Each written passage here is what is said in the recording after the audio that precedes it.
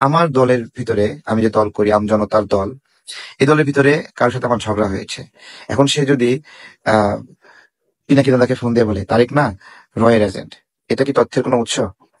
এটা ইলিয়াস ভাই দিতে পারেন নাই। এবং এরপরে উনি কি বললেন, আচ্ছা তাহির ভাই যে উত্তর দিয়েছে তাতে উনি সন্তুষ্ট। আচ্ছা, তাহির ভাইকে রয়ের এজেন্ট বানায় দিল এবং তাহির ভাই একটা সুন্দর করে গুছিয়ে ভিডিও দিল। তারপরে ইলিয়াস ভাই বলল, আচ্ছা ঠিক আছে, বিষয়টা বুঝতে পেরেছি, আপনি বিষয়টা খুলে বলেছেন, আহ এই বিষয়ে আমি সন্তুষ্ট।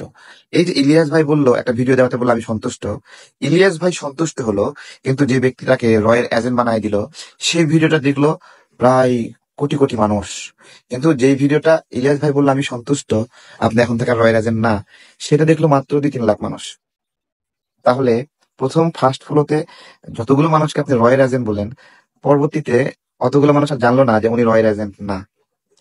এরপরে আরেকটা প্রশ্ন করেছিলেন, যে আমি প্রশ্ন যেটা